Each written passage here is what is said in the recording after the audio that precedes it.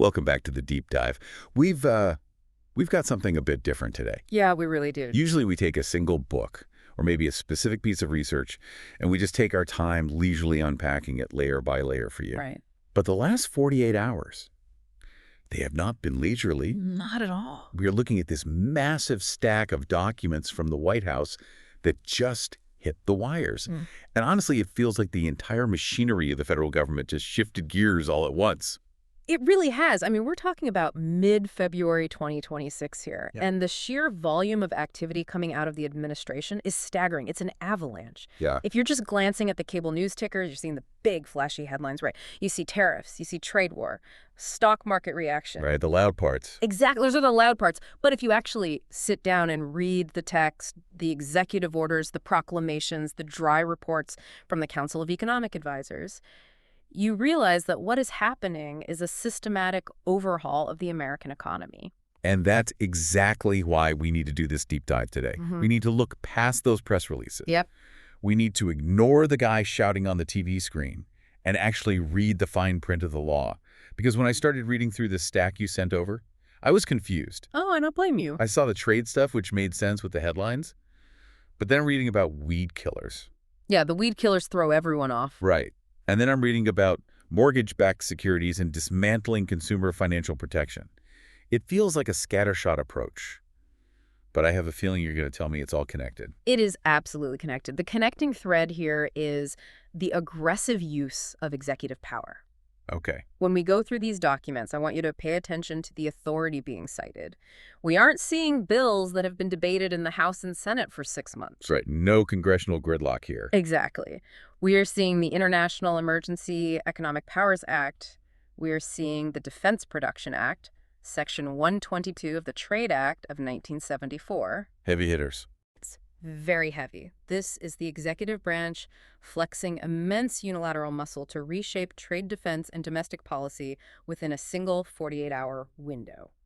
So our mission today is to figure out who actually wins and who loses in all this paperwork. Let's do it. We want to know if this is the populism we were promised, protecting the little guy as claimed, or if it's a handout to industry wrapped in populist language. Right. Let's start with the big one, the trade sledgehammer. The official title is the Proclamation on Fundamental International Payments Problems. Which sounds incredibly dry. Very dry. But the content is explosive. It is. The headline here is a blanket 10% ad valorem import duty on articles imported into the United States for the next 150 days. Okay, let's stop and unpack that immediately. Ad valorem. Yeah. For the listener who hasn't taken an economics class in 20 years, what does that actually mean practically? It's Latin for according to value. Okay. It means the tax isn't based on the weight of the shipment or the number of items. It is strictly based on the monetary value. So if an importer brings in a shipment of widgets worth $10,000, they now owe the U.S. government an extra $1,000 immediately upon entry. Wow. Just right off the top. Right off the top.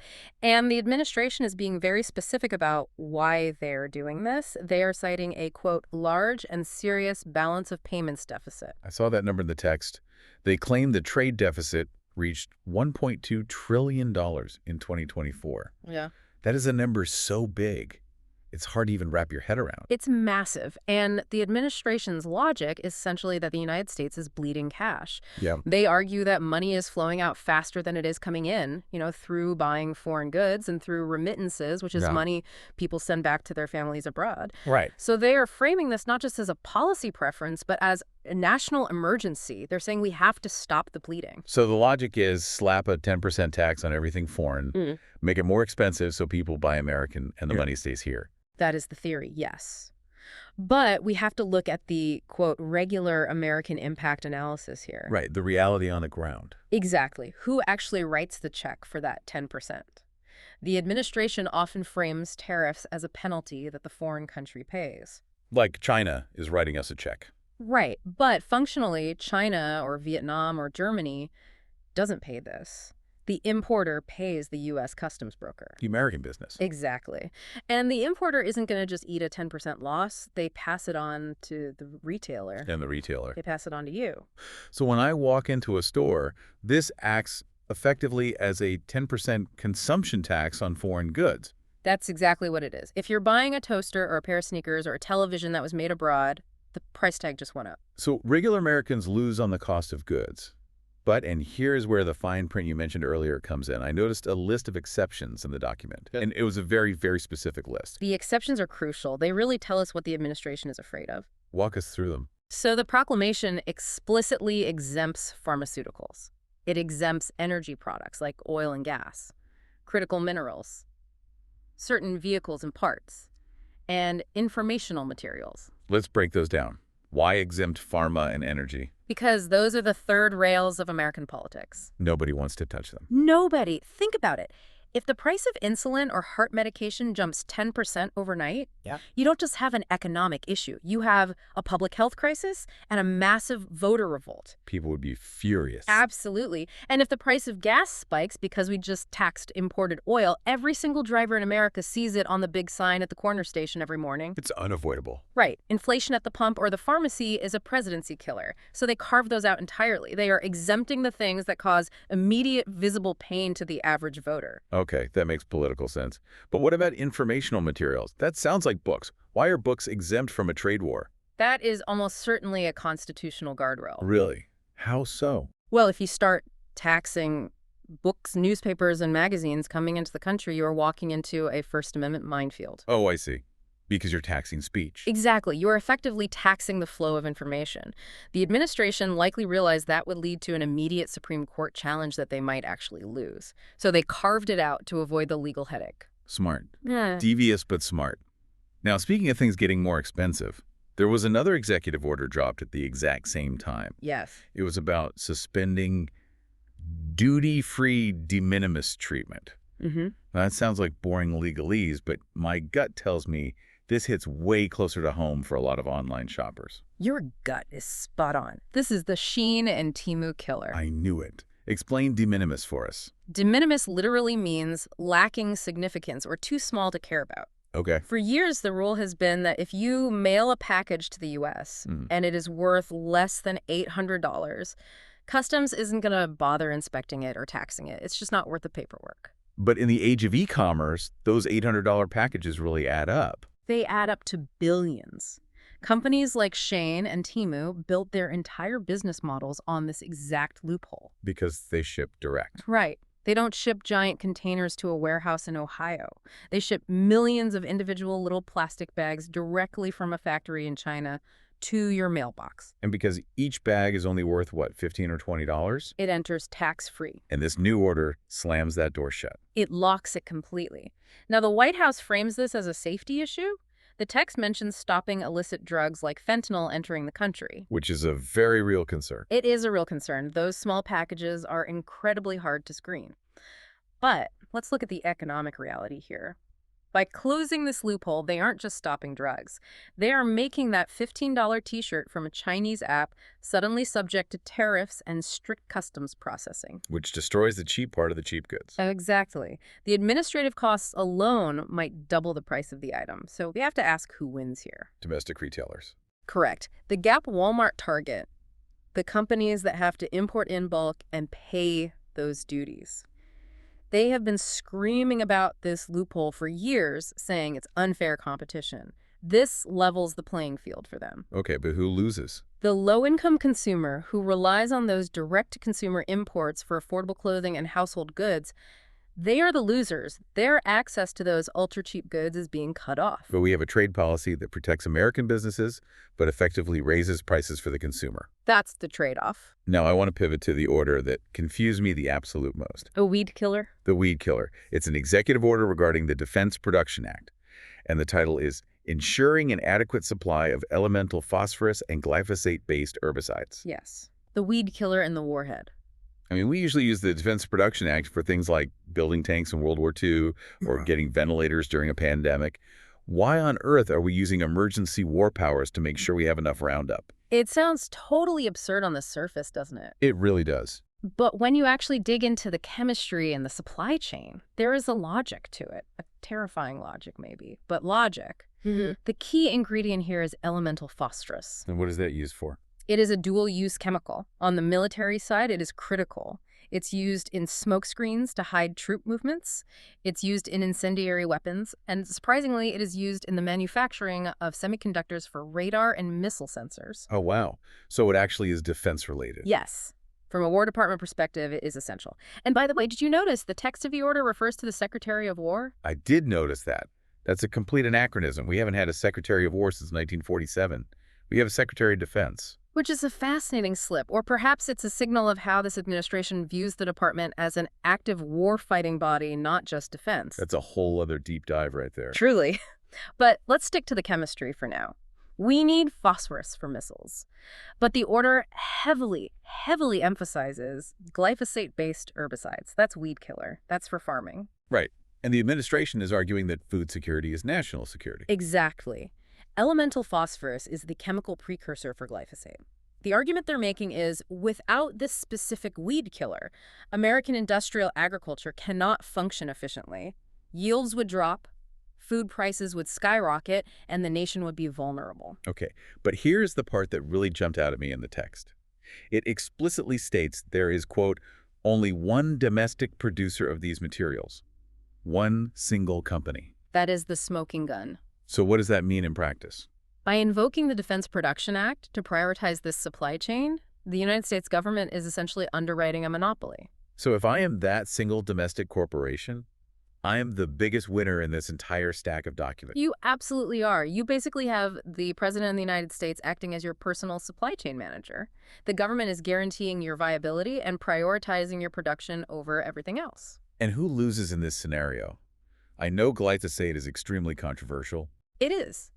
There are ongoing debates and massive lawsuits globally about its link to cancer and its overall environmental impact. But look at what this executive order does. It effectively bypasses all of that. Don't calling it a defense issue. Exactly. It declares glyphosate a national defense necessity. It frames the argument purely as, we need this for affordable food. If you are an environmental advocate or someone concerned about chemical safety, this is a massive defeat. The debate is just over. The government has just declared your health concerns secondary to national security. It effectively erases the line between corporate security and national security. Precisely, and it sets a very dangerous precedent. If the president can use war powers to guarantee the production of a commercial herbicide, what can he use them for? That's a chilling thought.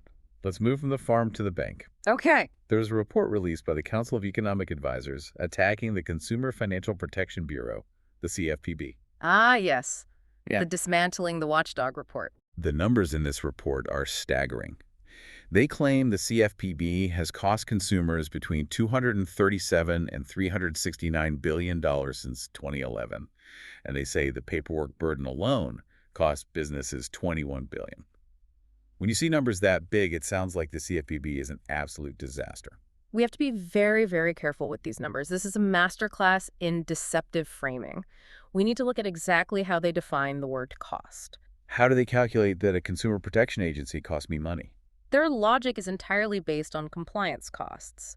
They argue that because banks have to follow CFPB rules, verifying your income, ensuring transparency, not ripping you off with hidden fees, those banks have higher overhead. Because they have to hire compliance officers and fill out forms. Right, and because they have higher overhead, they charge you higher interest rates. Therefore, the report argues the rules themselves are costing you money. So they are saying if we didn't have to follow these rules, we'd charge you less. Exactly, which is a very bold claim. Is it true? History suggests that when banks are deregulated, they don't necessarily lower prices for the consumer. They often just increase their own profits or take on riskier bets. But the most deceptive part of this report is when it talks about reduced loan originations. I saw that phrase. They said the CFPB caused fewer loans to be made, and they count that as an efficiency loss.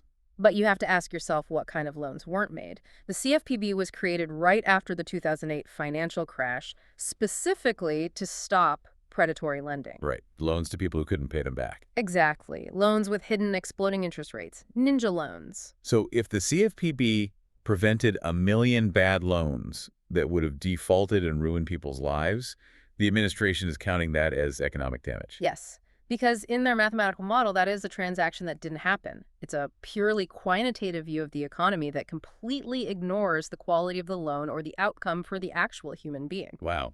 So the winner here is pretty clear. Banks, payday lenders, financial institutions who just want less oversight, They win big. And the loser is the vulnerable borrower, the person who really needs a cop on the beat to make sure they aren't signing a contract with hidden fees that will bankrupt them. This report is laying the intellectual groundwork for massive deregulation. They are building the case to get the CFPB. Which feels like a major contradiction, doesn't it? How so? Well, on one hand, we have the trade sledgehammer, supposedly protecting American workers from foreign competition. Say we need to protect our people.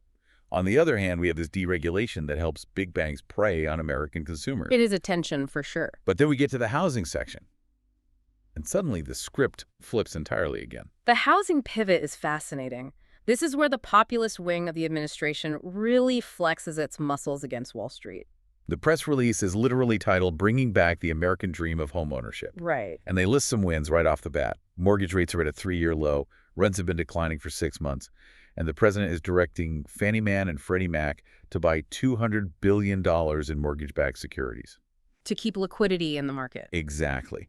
But the headline action, the thing that caught my eye, is a ban prohibiting large institutional investors from buying single-family homes. This is a direct shot at the BlackRocks and private equity firms of the world. Yeah. For years, regular people have complained that they can't buy a starter home because some giant corporation comes in with an all-cash offer 20% over the asking price just to turn it into a rental property. I hear that complaint constantly. It makes people absolutely furious. You're trying to buy your first house and you get outbid by a hedge fund? And this administration has clearly listened to that anger. By banning these large institutions, they're trying to remove that artificial corporate demand from the residential market. In theory, this is a genuinely populist move that helps regular Americans. So if it works, it should lower prices and make more inventory available for regular families. Right. Unlike the CFPB move, which helps the banks, this move actively hurts Wall Street to help Main Street buyers. It's a pick-and-choose approach to the free market. Institutional landlords are the big losers here. They are being told to get out of the residential neighborhoods, period. But there was another part of the housing policy that felt different. Less about economics and more symbolic. They ban on illegal aliens accessing taxpayer-backed mortgages. Right. Barring undocumented immigrants from getting these federally backed loans. Was that actually happening in reality? Were undocumented immigrants getting FHA loans in big numbers before this? Not in any significant numbers, no. Why not? To get a federally backed mortgage, you generally need a valid Social Security number, you need legal residency, and you need a documented U.S. credit history. Lenders are incredibly strict about this stuff. So why issue a high-profile executive action banning it if it wasn't really happening? It's political theater. Yeah. It sounds tough. It signals to the base we are prioritizing you over them. It feeds perfectly into the narrative that resources are scarce and immigrants are stealing them. Even if the math doesn't back it out. Right. Economically, this isn't going to shift the housing market one single inch. But politically, it serves a very specific, very potent purpose. It's a signal. And we see that signaling everywhere in these documents. Speaking of us versus them, let's look outward for a minute. We have to talk about AI. Yes, the AI speech. Because while we were looking at weed killer and mortgages, the director of the Office of Science and Technology Policy, Michael Kratsios, was in India.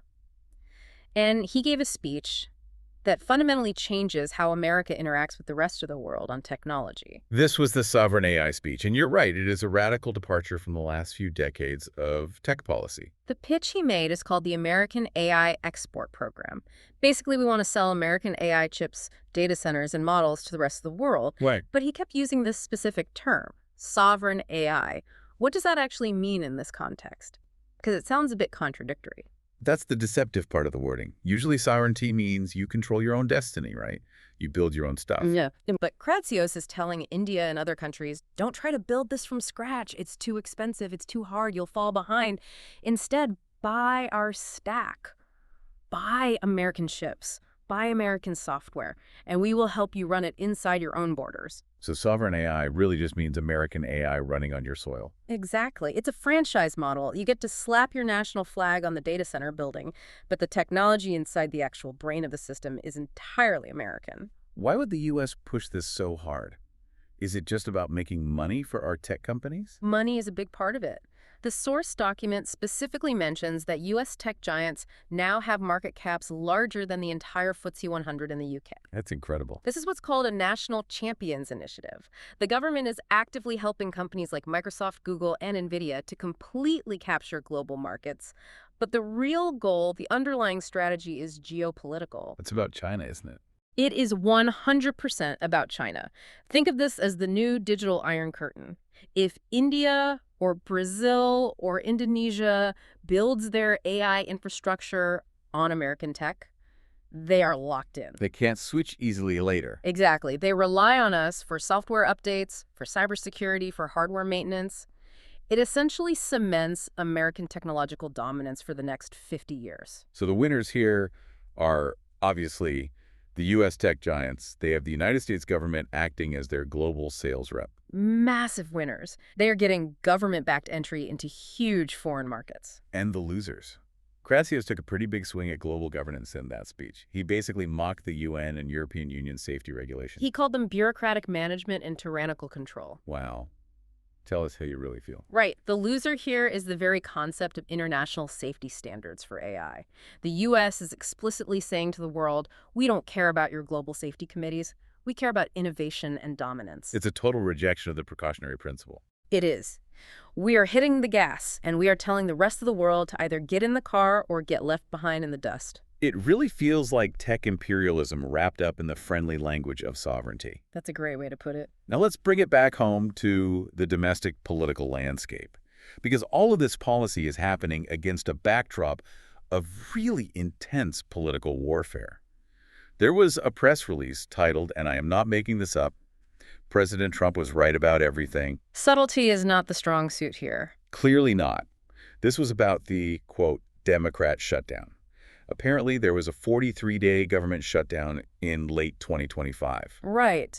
And the administration is doing something very clever with the economic data in this release. GDP growth was actually quite strong in 2025. The economy did well. It did. But they are claiming it would have been even stronger, specifically 1.5% higher, if not for that 43-day shutdown. And they are citing Goldman Sachs and the Congressional Budget Office to back that math up. And that's the rhetorical maneuver.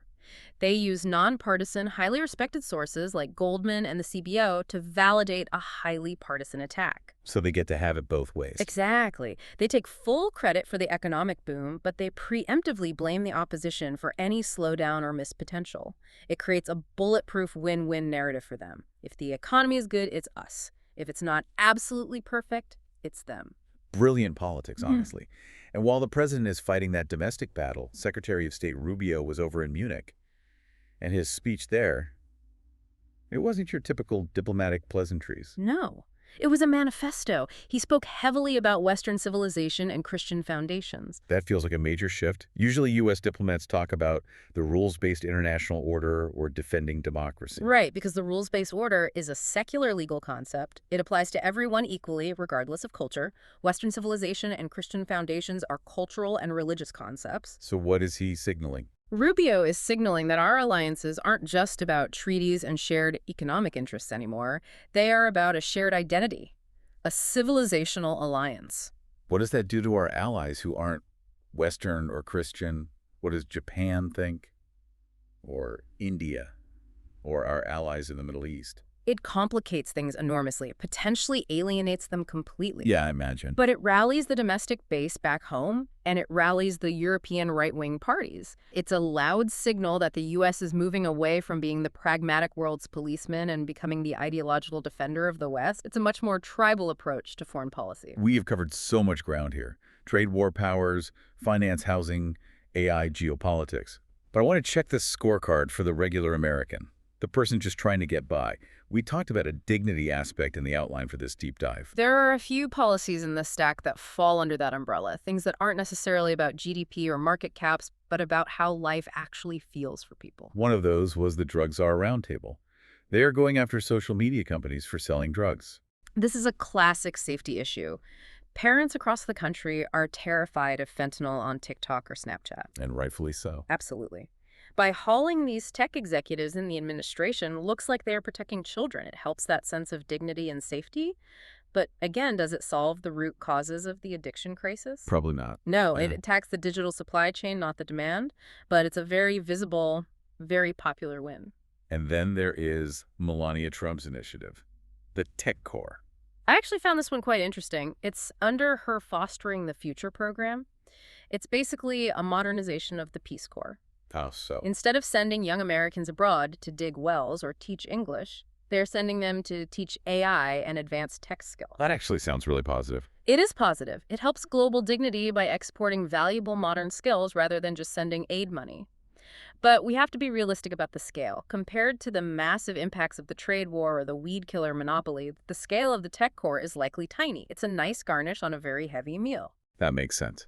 And then there is the darker side of this dignity discussion, the Georgia Return press release regarding immigrant arrests. Yeah, this one was really hard to read. It lists specific recent arrests of undocumented immigrants in Georgia. Right. But it doesn't just list the charges. It gives highly graphic, disturbing details of their crimes. Rape, battery, human trafficking. Why include those kind of graphic details in an official White House press release? Because it's deeply strategic. By highlighting only the most violent, horrific cases, they create a justification for the broader, harsher policies that affect everyone else. Like the mortgage ban we talked about earlier. Exactly.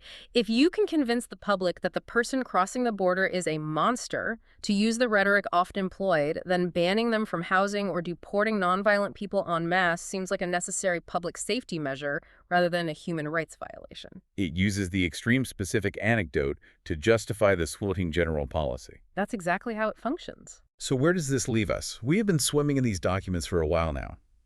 If you had to sum up the, quote, Trump 2026 approach based purely on this stack of papers, what is it? It is a fascinating hybrid. It is highly interventionist on one hand. Look at the tariffs, that's the government aggressively interfering in global trade. Look at the DPA, the government interfering in chemical production. Look at the housing ban, the government interfering in who is allowed to buy homes. But at the exact same time. It is highly deregulatory, on the other hand. Dismantling the CFPB, cutting red tape for banks and financial institutions. So it's big government when it helps the nation and small government when it helps business. The unifying theme, the thing that ties the weed killer to the terrorist to the AI strategy, is nationalism over economics. Unpack that a bit. In a traditional conservative free market view, you wouldn't put a 10% tariff on everything because it's terribly inefficient. You wouldn't use the government to subsidize a weed killer monopoly. But this administration doesn't care about economic efficiency. What do they care about? They care about sovereignty and security. They are willing to risk inflation. They are willing to risk trade wars and global anger if it means the United States is self-sufficient and dominant. So the final verdict. Yeah. Let's look at regular Americans first. It's a trade-off. You might win on housing availability if that ban on institutional investors actually works. You might get a slightly lower mortgage rate. Right. But you are definitely going to lose on the cost of everyday goods. Your grocery bill, your clothes, your electronics are going to get noticeably more expensive due to that 10% surcharge. And you are losing a massive layer of financial protection against predatory banks. And what about the wealthy? The businesses? If you are in tech or AI, huge win. The government is your partner. If you are a domestic retailer competing with cheap imports, win. If you are a big bank, massive Win, but not all businesses win. Right. If you are an institutional property investor looking to buy up starter homes or an importer relying on cheap foreign supply chains, you are squarely in the crosshairs. It's not a clean split between rich and poor. It's about being on the right side of what the administration defines as the national interest. Exactly. Before we go, give me that one final provocative thought, the thing from this deep dive that's going to keep me up tonight. It's the phosphorus order. I just can't shake it.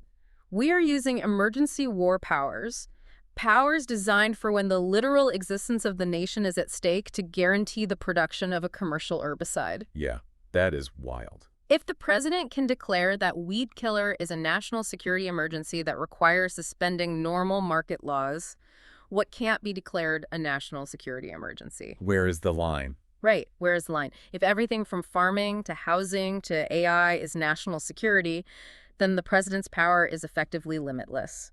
On that cheerful note, check your grocery bill, check your mortgage rate, and maybe read the label on your weed killer a little more closely next time.